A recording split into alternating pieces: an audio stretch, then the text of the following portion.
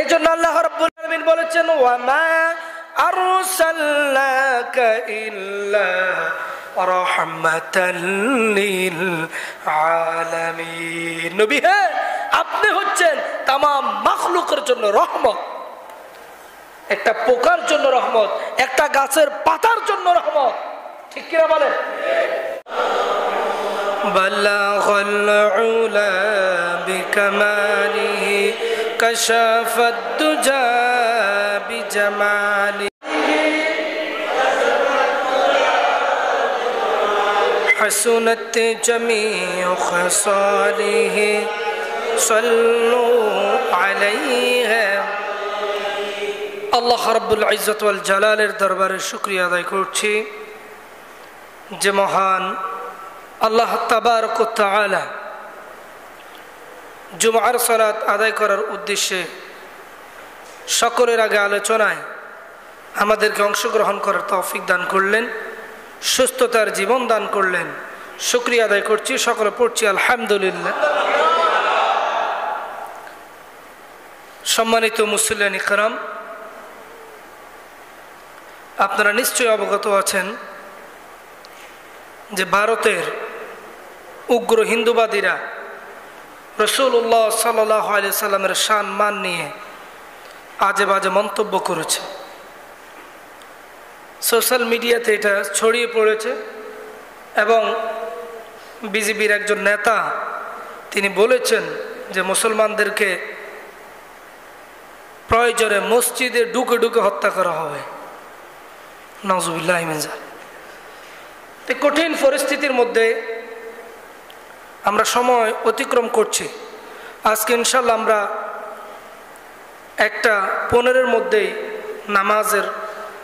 নামাজ শেষ করবো। ইনশাল্লাহ শুরু করবো 1:15 মধ্যে, এর ভিতরে শেষ করে দেব। আমাদের এখান থেকে বিভিন্ন মসজিদ থেকে, পুরা কুমিরার যত মসজিদ রয়েছে সমস্ত মসজিদ থেকে সমস্ত মুসল্লিরা ছোট কুমিরা অবস্থান করবে, সেখান থেকে আজকে মিছিল হবে ইনশাআল্লাহ।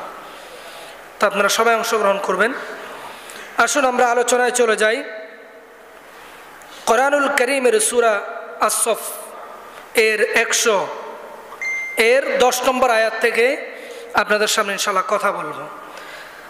তো আল্লাহ তাআলা বলছেন, ইয়া আইয়ুহাল্লাযীনা আমানু হাল আদুল্লুকুম আলা তিজারাতিন তুনজিকুম মিন আযাবিন আলীম।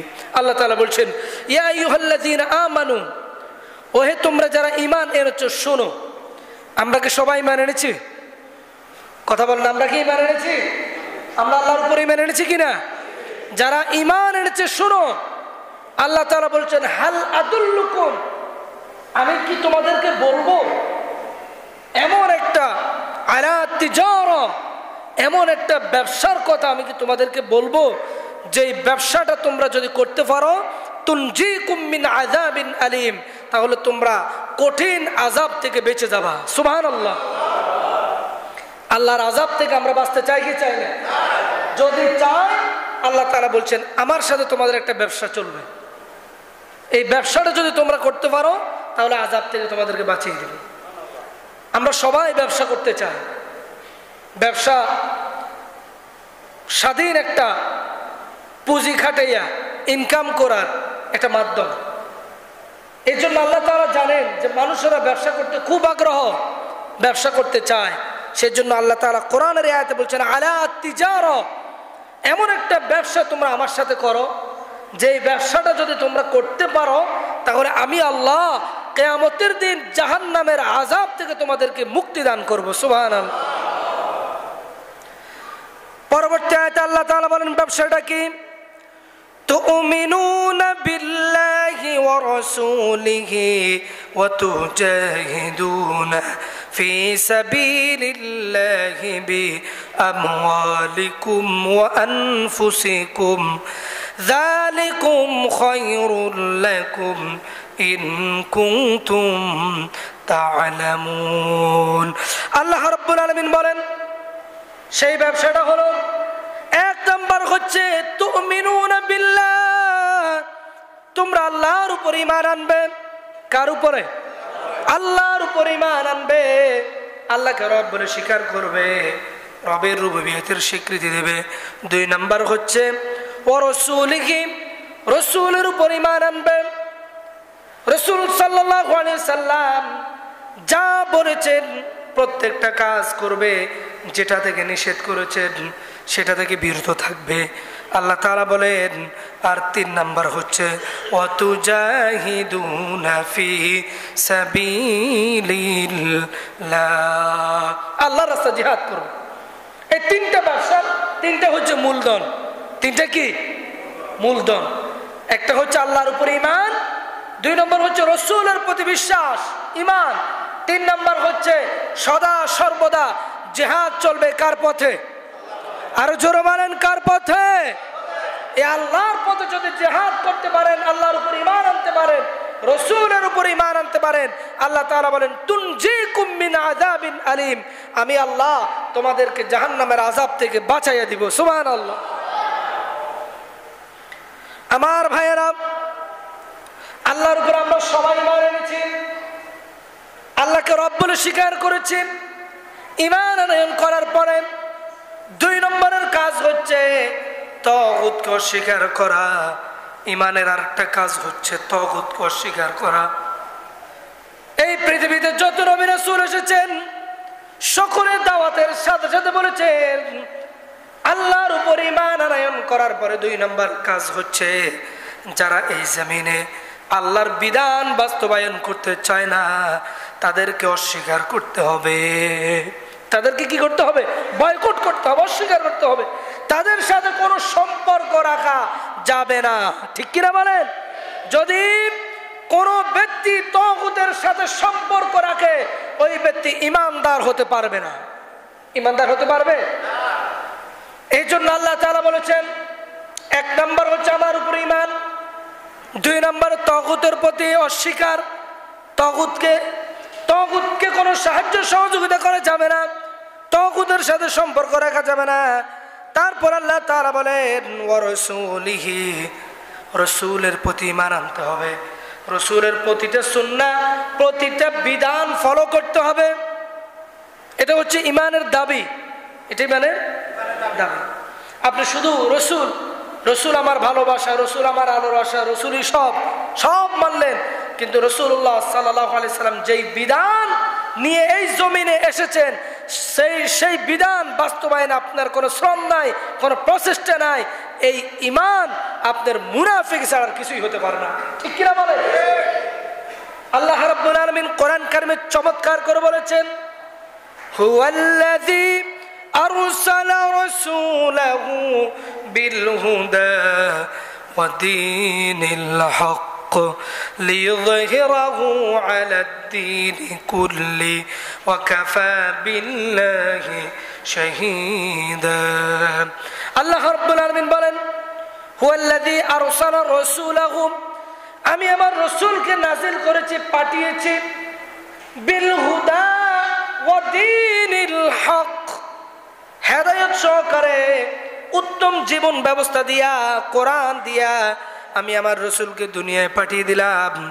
তার কাজ হচ্ছে, রাসূলের কাজ হচ্ছে লিইযহিরাহু আলাদ-দীনি কুল্লি, রাসূলের কাজ হচ্ছে এই দুনিয়ায় মানব রচিত যত আইন রয়েছে, মানব রচিত যত দল রয়েছে, মানব রচিত যত সংবিধান রয়েছে, মানব রচিত যত তন্ত্র আর মন্ত্র রয়েছে সব কিছুকে দূরে ফেলে দিয়ে কোরআনকে বিজয় করবে।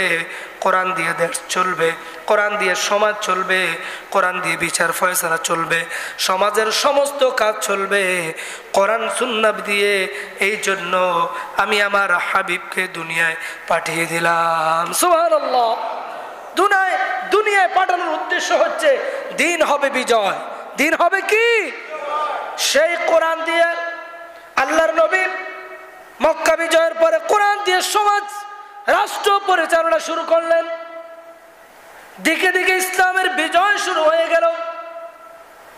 সমস্ত ব্যবসায়িক তাদের মালের নিরাপত্তা পেল, নারীরা তাদের সতীত্বের নিরাপত্তা পেল, যুবক ছেলেরা তাদের যৌনতার নিরাপত্তা পেল, ব্যবসায়িকেরা সওদাগররা রাতের দিনের আলোতে ব্যবসা বাণিজ্যের জন্য কাফেলা নিয়ে এক দেশ থেকে আরেক দেশে যাচ্ছে, কোন ব্যক্তি ব্যবসায়িকের দিকে চোখ তোলে তাকানোর ক্ষমতা রাখে নাই। সুবহানাল্লাহ। এমন সুন্দর একটি সমাজ রাসূলুল্লাহ সাল্লাল্লাহু আলাইহি সাল্লাম এই বিশ্বকে উপহার দিয়েছেন, ঠিক কিনা বলেন? যেই মূল মন্ত্র দিয়ে, যে কোরআন দিয়া রাসূলুল্লাহ সাল্লাল্লাহু আলাইহি সাল্লাম এই সমাজ উপহার দিতে পেরেছেন, সেই কোরআন এখনো আছে না নাই? সেই দ্বীন এখনো আছে না নাই? সেই মুসলমান আছে না নাই? কিন্তু মুসলমান থাকার পরে, দ্বীন থাকার পরেও এই জমিনে কোরআন সুন্নাহ দিয়ে দেশ চলে না। কিয়ামতের দিন প্রত্যেকটা মানুষকে আল্লাহর দরবারে জবাব দিতে হবে কি হবে না? আমার ভাইয়েরা, এই জন্য আল্লাহ রাব্বুল আলামিন বলেন, হুয়াল্লাযী আরসালা রাসূলাহু বিল হুদা ওয়া দীনিল হক। আমি আমার রাসূলকে দ্বীনে হক দিয়ে পাঠিয়েছি, সেটা হচ্ছে দ্বীনে ইসলাম দিয়ে পাঠিয়েছিলাম, আর সাথে দিলাম কোরআন। কোরআন দিয়ে দুনিয়ায় পাঠিয়ে দিলাম।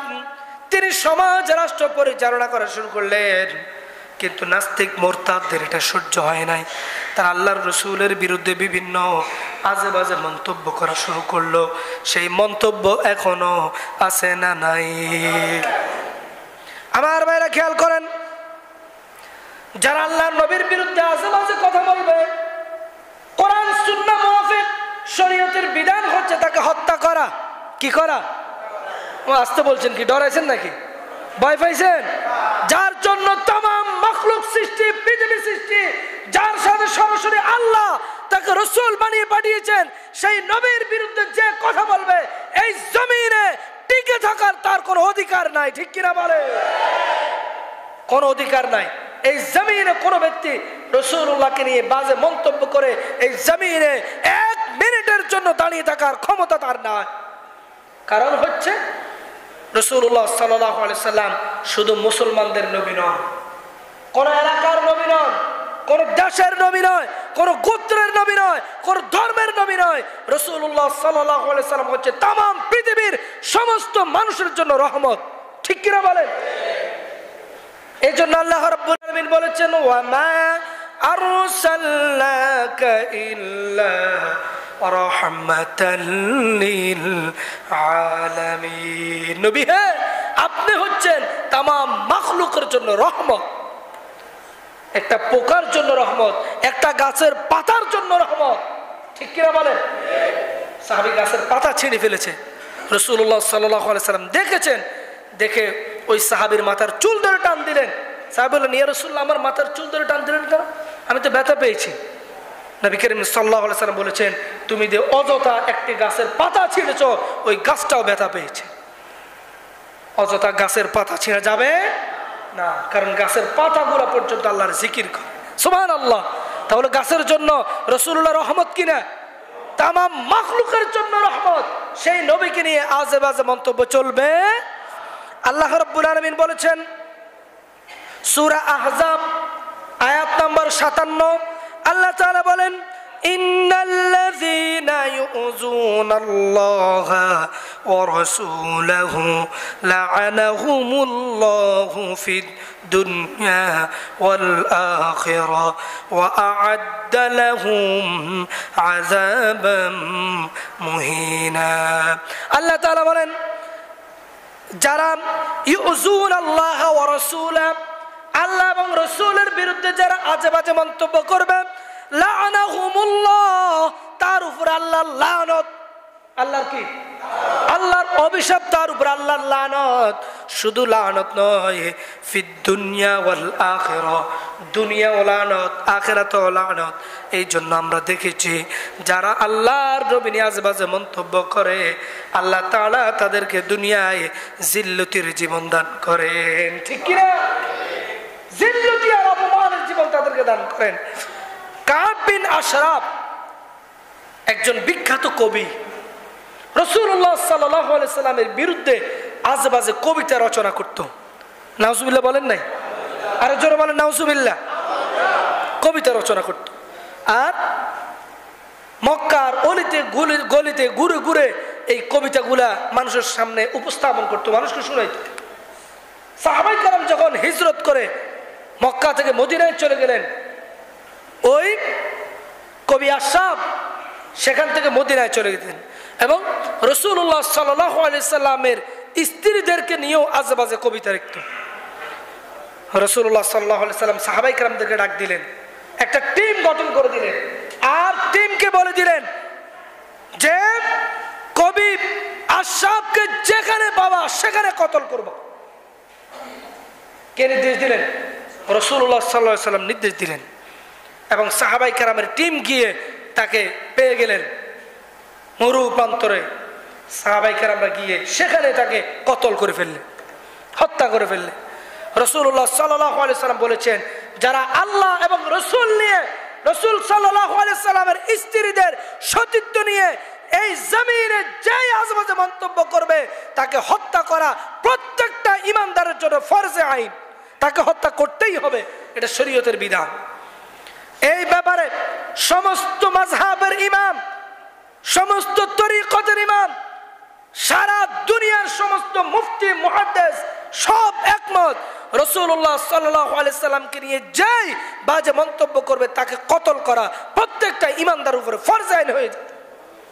আর যদি এই দায়িত্ব রাষ্ট্র নেয় তাহলে রাষ্ট্র তাকে হত্যার ঘোষণা দিবে এবং রাষ্ট্র তাকে গ্রেফতার করে তার মৃত্যুদণ্ড কার্যকর করা রাষ্ট্রের উপরে ফরজ। প্রিয় ভাইয়েরা, আল্লাহ তাআলা অন্য আয়াতে বলেন, সূরা তাওবার 63 নম্বর আয়াত, আওয়ালাম ইয়ালামু আন্নাহু মান ইউহাদিদিল্লাহা ওয়া রাসূলাহু ফাইন্না লাহু নার জাহান্নামা খালিদিনা ফিহা আবাদা। আল্লাহ রাব্বুল আলামিন বলেন, যে ব্যক্তি আল্লাহ এবং রাসূল নিয়ে আজেবাজে মন্তব্য করবে, আল্লাহ রাব্বুল আলামিন বলেন সেই ব্যক্তি যেন দুনিয়ায় থাকা অবস্থায় তার ঠিকানা সেই জাহান্নাম বানিয়ে নিল, তার চিরস্থায়ী খালিদিনা ফিহা আবাদা, চিরকাল ও জাহান্নামে থাকবে, হোক সে মুসলমান।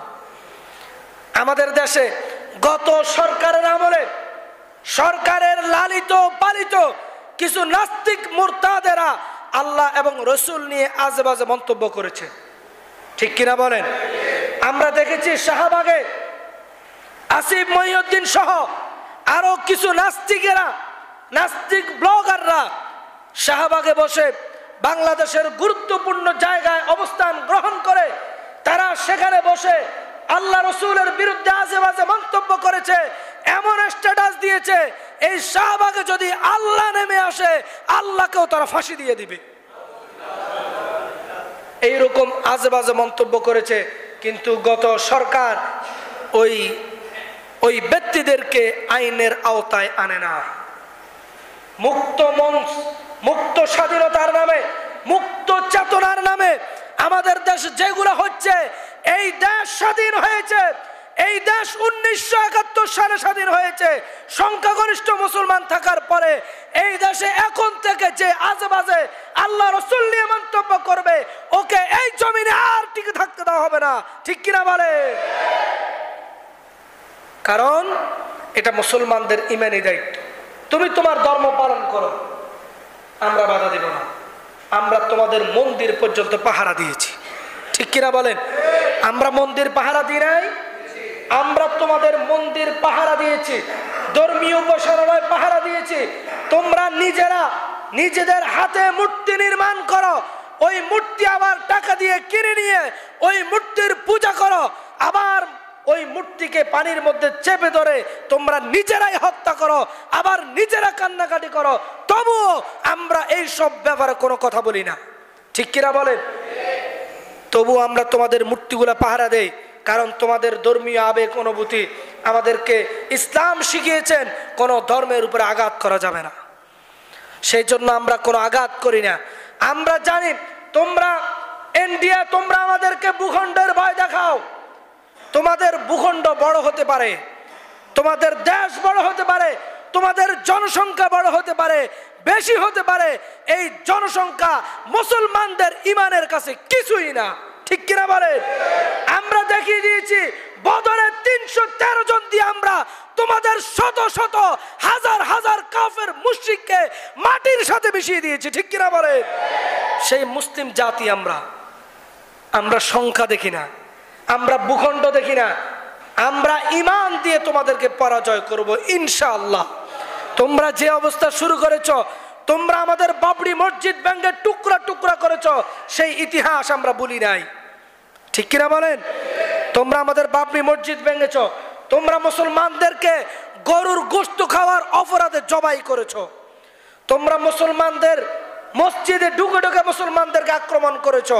তোমরা যেইভাবে শুরু করেছো, এটা যদি চলতে থাকে, রাসূলুল্লাহ সাল্লাল্লাহু আলাইহি ওয়াসাল্লাম যে ভবিষ্যৎবাণী দিয়েছেন গজওয়ায়ে হিন্দ, এই যুদ্ধের দিকে আমরা অংশগ্রহণ করব। তামাম পৃথিবীর সমস্ত মুজাহিদ যদি অংশগ্রহণ করে, পৃথিবীর মানচিত্র থেকে ভারতের নাম পর্যন্ত মুছে যাবে, ঠিক কিনা বলে? পৃথিবীর মানচিত্রে ভারতের নাম থাকবে না। রাসূলুল্লাহ সাল্লাল্লাহু আলাইহি সাল্লাম বলেছেন যে ভারত ভেঙে টুকরা টুকরা হয়ে যাবে, সেদিন আর দূরে নয়। অতএব তোমরা যদি শান্তিতে বসবাস করতে চাও, নিরাপদে বসবাস করতে চাও, তোমরা তোমাদের ধর্ম পালন করো। তোমরা গরুর মুত খাও আর গোবর খাও, আমাদের কোনো বিষয়ে কথা বলার দরকার নাই। কিন্তু আমাদের রাসূল নিয়ে, দিন নিয়ে আজে বাজে মন্তব্য করবা, আবার রাষ্ট্রীয়ভাবে তাকে সাপোর্ট করা হবে, এই দৃষ্টতা মুসলমানরা মেনে নিবে না, ঠিক কিনা বলেন? এই জন্য আল্লাহ তাআলা বলেছেন, আলাম ইয়ালামু আন্নাহু মান ইউহাদিদিল্লাহ ওয়া রাসূলা, যারা আল্লাহ এবং রাসূল নিয়ে যারা আজেবাজে মন্তব্য করবে, ফাইন্না লাহু নার জাহান্নাম, সে যেন তার ঠিকানা জাহান্নাম বানিয়ে নিল, এবং খালিদিনা ফিহা আবাদা, চিরকাল জাহান্নামে সে থাকবে, সেখানে সে থাকবে। আমার ভাইয়েরা, আল্লাহ তাআলা অন্য আয়াতে বলেন সূরা কলমের মধ্যে, উতুল্লিম বা'দা যালিকা জানিম, যারা আল্লাহ এবং রাসূল নিয়ে আজেবাজে মন্তব্য করে, তাদের জন্মের ঠিক নাই। তাদের জন্ম কি আছে? এগুলো বাপ ছাড়া জন্ম হয়েছে। কারণ রাসূলুল্লাহ সাল্লাল্লাহু আলাইহি ওয়াসাল্লাম হচ্ছে মানবতার জন্য রহমত। হিন্দুদের ব্যাপারে, খ্রিস্টান অমুসলিমদের ব্যাপারে রাসূলুল্লাহ সাল্লাল্লাহু আলাইহি ওয়াসাল্লাম যে উদারতা দেখিয়েছেন, তামাম পৃথিবীর শুরু থেকে নিয়ে আজ পর্যন্ত, কিয়ামত পর্যন্ত এই উদারতা কেউ দেখাইতে পারবে না, ঠিক কিনা বলেন? হিন্দু বৌদ্ধদেরকে বলেছে, তোমরা আমাদের দেশে থাকো, আমরা দেশ বিজয় করার জন্য যুদ্ধ করি, সংগ্রাম করি, সেখান থেকে যা কিছু নিয়ে আসি সবকিছু তোমরা ভোগ করো। তোমরা যুদ্ধও করো না, সংগ্রাম করো না, কিছুই করো না। মুসলমানদের সাথে কি হিন্দু বৌদ্ধ খ্রিস্টানরা যুদ্ধ করে? ওরা বিরোধী পক্ষ হয়ে যুদ্ধ করে, মুসলমানদের সাথে থাকে না। কিন্তু একই ভূখণ্ডে থাকার পরেও রাসূলুল্লাহ সাল্লাল্লাহু আলাইহি ওয়াসাল্লাম বলেছেন, তোমরা জিজিয়া কর দিবা। মুসলমানদেরকে রাষ্ট্রীয় একটা কর নির্ধারণ করে দিলেন, যেটা মুসলমানরাও দিত, বাইতুল মাল। অনেকে এটা ভুল করে, অনেক মানুষ জায়গায় জায়গায় বলে যে রাসূলুল্লাহ সাল্লাল্লাহু আলাইহি ওয়াসাল্লাম কাফের মুশরিকদের উপরে জুলুম করেছেন, তিনি তাদের উপরে জিজিয়া কর বসিয়ে দিয়েছেন। বলে কি বলে না? সুশীলরা। কারা? একটারও মাথায় চুল নাই, মাথার মধ্যে কি নাই? চুল নাই, সবগুলা টাক মাথা। আর দেখবেন এখন আর সোনার ছেলের সাহস করতেছে না, এখন আর সাহস করতেছে না। যদি ওই সরকারের আমল হতো, এনডিআর বিরুদ্ধে আমরা যে মিছিল করতেছি, সুশীলেরা সেখানে বসে বসে টকশোতে মিঠে মিঠে কথা বলতো, ঠিক কিনা বলেন? কিন্তু আর এগুলো এখন আর সাহস করে না। কোথায় ফালাইছে আল্লাহই ভালো জানে, হয়তো কোথাও দাড়ি টাড়ি কামাইয়া মাটি কেটতেছে, ঠিক কিনা বলেন? দাড়ি টাড়ি শাসিয়ে কি কাটে, কোনোদিন মেডিটেডি কাটিয়ে সংসার চলা। তো রাসূলুল্লাহ সাল্লাল্লাহু আলাইহি সাল্লাম তাদের উপরে জিজিয়া কর দিলেন। এখন সুশীলরা বলবে যে, বলতেছে বিভিন্ন জায়গায় বলতেছে রাসূলুল্লাহ সাল্লাল্লাহু আলাইহি সাল্লাম তাদের উপর জুলুম করছে, তাদের থেকে ভাড়া আদায় করতেছে, তারা যে এই ভূখণ্ডে থাকতেছে এই জন্য ভাড়া আদায় করতেছে। এই টাকা মুসলমানরা দিত না? বাইতুল মাল দিত কি দিত না? কথা বলেন না কেন? দিত কি দিত না? মুসলমানেরা প্রত্যেকটা মাসের ইনকাম থেকে নির্দিষ্ট পরিমাণের টাকার একটা অংশ ইসলাম প্রতিষ্ঠার কাজে ব্যয় করা, এটা প্রত্যেকটা মুসলমানের ইমানি দায়িত্ব, ঠিক কিনা বলেন? সেটাকে বলা হয় বাইতুল মাল। সেই বাইতুল মাল প্রত্যেকটা মুসলমান দিত। আর হিন্দুরা, বৌদ্ধ, খ্রিস্টানেরা তারা মুসলমানদের ভূখণ্ডে বসবাস করলে তারা যেটা দিত সেটার নাম হচ্ছে জিজিয়া কর। এই করের মাধ্যমে তাদের সম্পূর্ণ সবকিছুর নিরাপত্তার দায়িত্ব মুসলমানেরা নিয়েছে।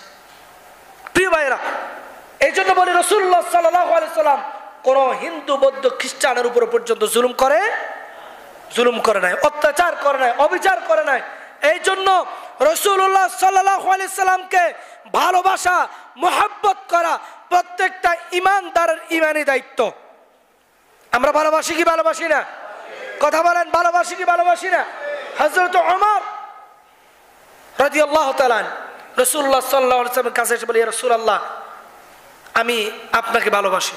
কেমন ভালোবাসো? আমি আমার ছেলে মেয়ে স্ত্রী সবকিছুর চাইতে আমি বেশি ভালোবাসি। রাসূলুল্লাহ সাল্লাল্লাহু আলাইহি সাল্লাম বলছে, তুমি এখনো ঈমানদার হতে পারো না। ইয়া রাসূলুল্লাহ, আমি তো আমার ব্যবসা বাণিজ্য, ছেলে মেয়ে স্ত্রী সবকিছুর চেয়ে আপনাকে বেশি মুহাব্বত করে ভালোবাসি। আমার ছেলেকেও কেউ যদি মেরে ফেলে আমি এর জন্য প্রতিবাদ করব না, আপনার বিরুদ্ধে কেউ কথা বললে আমি প্রতিবাদ করব, আমি সবচেয়ে আপনাকে বেশি ভালোবাসি। রাসূলুল্লাহ সাল্লাল্লাহু আলাইহি সাল্লাম বলছে, না, তোমার ঈমান এখনো পরিপূর্ণ হয় নাই। হযরত ওমর বলে, ইয়া রাসূলুল্লাহ, আমি আমার জীবনের চাইতেও বেশি আপনাকে বেশি ভালোবাসি। রাসূলুল্লাহ বলেছে, হ্যাঁ, তুমি এখন ঈমানদার হতে পেরেছো। সুবহানাল্লাহ। এখন আপনি চেক করেন, নিজেকে নিজে টেস্ট করেন। আপনার ব্যবসা প্রতিষ্ঠানে কোটি কোটি টাকার লস হলে আপনার মাথায় যেভাবে আগুন ধরে, আপনার ছেলেকে কেউ হত্যা করলে আপনার মাথায় যেভাবে আগুন ধরে, আপনার বাবার বিরুদ্ধে কেউ কথা বললে আপনার শরীরে যে জ্বালা সৃষ্টি হয়, রাসূলের বিরুদ্ধে কেউ কথা বললে আপনার আমার শরীরে যদি সেই পরিমাণ জ্বালা কষ্ট অনুভূতি সৃষ্টি না হয়, আমি ঈমানদার হতে পারি নাই। ঠিক কিনা বলে? আমি ঈমানদার হতে পারি নাই। যদি আমি ঈমানদার হই, আমার রাসূল নিয়ে, আমার দ্বীন নিয়ে, আমার ইসলাম নিয়ে আজে বাজে কথা বলার সাহস এই পৃথিবীর কারোরই না। ঠিক কিনা বলেন? এইভাবে ঈমানকে মজবুত করতে হবে। সময় এসেছে ঈমান মজবুত করে, ঈমানের বলে বুনিয়াদ হয়ে কোরআন সুন্নাহর সমাজ প্রতিষ্ঠার জন্য প্রত্যেকটা ঈমানদার মুসলমানকে ঝাঁপিয়ে পড়ার সময় এসেছে। ঠিক কিনা বলে? আমরা কোন দলের দালালি নয়, আমরা চাই এই দেশ কোরআন সুন্নাহ দ্বারা চলুক। আপনারা চান কি চান না? কথা বলেন না কেন? চান কি চান না? সত্যিকারই বলেন, চান কি চান না? যদি মন থেকে বলেন এই দেশ কোরআন দিয়ে চলুক, কোরআনের সমাজ প্রতিষ্ঠা হোক, এটা যদি মন থেকে চান, তাহলে কোরআন সুন্নাহ প্রতিষ্ঠা করতে চায় যারা, তাদেরকে সহযোগিতা করার দরকার আছে না নাই?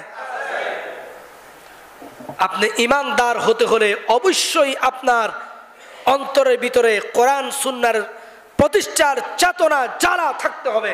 যদি সেটা না থাকে, ঈমানদার হওয়ার কোনো সুযোগ কারোরই নেই। কারণ আল্লাহ তাআলা নিজে বলেছেন, আল্লাহ তাআলা বলেন, হুকুম যার, আইন চলবে তার। এই পৃথিবী যিনি সৃষ্টি করেছেন, আইন চলবে একমাত্র তার।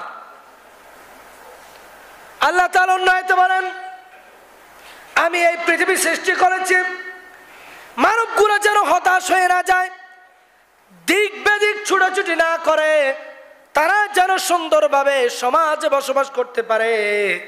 পয়সাওয়ালা, দরিদ্র মানুষ, কৃষক মানুষ, শ্রমিক মানুষ, আর মেল ইন্ডাস্ট্রির মানুষ, সব মানুষ যেন নিরাপদে শান্তিতে বসবাস করতে পারে। সেই জন্য আমি আল্লাহ তাআলা তাদের চলাচলের জন্য সংবিধান হিসেবে কোরআন নাজিল করেছি। এই কোরআনে সব দিয়েছি। এই কোরআনে অর্থনীতি, সমাজনীতি, রাজনীতি, প্রত্যেকটা সেক্টর নিয়ে আল্লাহ তাআলা চুলসিরা বিশ্লেষণ করেছেন, আলোচনা করেছেন। আমার ভাইরা, আমরা কপাল পোড়া জাতি, কপাল পোড়া মানুষ। এত সুন্দর সংবিধান কোরআন থাকার পরেও আমরা কোরআনকে দূরে ফেলে রেখে নিজেরা নিজেদের সংবিধান তৈরি করি। ঠিক কিনা? এই পাহাড়ের মধ্যে হিংস্র প্রাণীরা আছে না? কথা কয় না? আপনাদের পাহাড়ে হিংস্র প্রাণী নাই? এই হিংস্র যত প্রাণী আছে, সমস্ত প্রাণীরা নিজেদের চলাচলের জন্য কি কোনো সংবিধান তৈরি করেছে? এই যে বৃষ্টির মৌসুমে ব্যাঙগুলা বিভিন্ন জায়গায় ডাকতে থাকে, এই ব্যাঙ যিনি দলপতি নেতা, সে কি কোনোদিন ঘোষণা করেছে আজকে শুধু আমি ডাকবো, আর কেউ ডাকতে পারবি না, সবগুলো চুপ থাকবি? এরকম কোনো আইন করেছে? করে না। এই পৃথিবীর কোন প্রাণী, কোন জগতের কোন প্রাণী নিজেদের চলাচলের জন্য কোন আইন তৈরি করে না, তারা চলে আল্লাহর আইনে। কার আইনে? এই জন্য আমরা দেখেছি আল্লাহর সৃষ্টির ভিতরে নারকেল গাছে কোনোদিনও তরমুজ ধরে নাই, ধরছে? কাঁঠাল গাছে আম ধরছে? লিচু গাছে লঙ্ঘন করে তিনাকে কি করা হয়? রাষ্ট্রদ্রোহী মামলায় গ্রেপ্তার করা হয়, ঠিক কিনা? আবার সংবিধানের আইন যখন রাষ্ট্র চালকের বিরুদ্ধে চলে যায়, দ্রুত সংসদ অধিবেশন ডাক দিয়া আইন পরিবর্তন করে, ঠিক কিনা বলেন? তাহলে এটা কোনো আইন নয়, এটা কোনো সংবিধান নয়, এটা হচ্ছে মানবতাকে নিজেদের আয়ত্তের মধ্যে রাখার জন্য নিজেরা একটা সংবিধান তৈরি করে মানব জাতিকে কষ্ট দেওয়ার জন্য, মানব জাতিকে নিজেদের অধীনস্থ করে রাখার জন্য একটা স্বৈরাচারের তন্ত্র মন্ত্র, ঠিক কিনা বলেন? এটার থেকে আমাদেরকে ফিরত আসতে হবে। তো আল্লাহ তাআলা আমাদেরকে বুঝার, আমল করার, দিন অনুযায়ী জীবন বাস্তবায়ন করার তৌফিক দান করুক, বলুন আমিন। সম্মানিত মুসলিম কারাম, যেহেতু আমি আগে বলেছিলাম আজকে প্রত্যেকটা মসজিদ থেকে মুসল্লিরা সবাই চলে যাবে ছোট কুমিরা বাজার পয়েন্ট, সেখানে কিছুক্ষণ বক্তব্য হবে, তারপরে সেখান থেকে মিছিল হবে রাসূলুল্লাহ সাল্লাল্লাহু আলাইহি সাল্লামের অবমাননার বিরুদ্ধে। এনডিএ যে অবমাননা করেছে এটার বিরুদ্ধে আমরা প্রতিবাদ মিছিল করব, শান্তিপূর্ণ মিছিল। খবরদার কোনো আক্রমণাত্মক কারো উপরে কোনো ভাঙচুর যেন না হয়, সুন্দরভাবে সুশৃঙ্খলভাবে আমরা প্রতিবাদ জানাবো। সেজন্য আমরা এই নির্দিষ্ট সময় আগে আজকে আমরা নামাজ শেষ করে দেব। সেখান থেকে আপনারা 2টার মধ্যে যাদের সম্ভব হয় তারা ছোট কুমিরায় অবস্থান করবেন ইনশাআল্লাহ। আর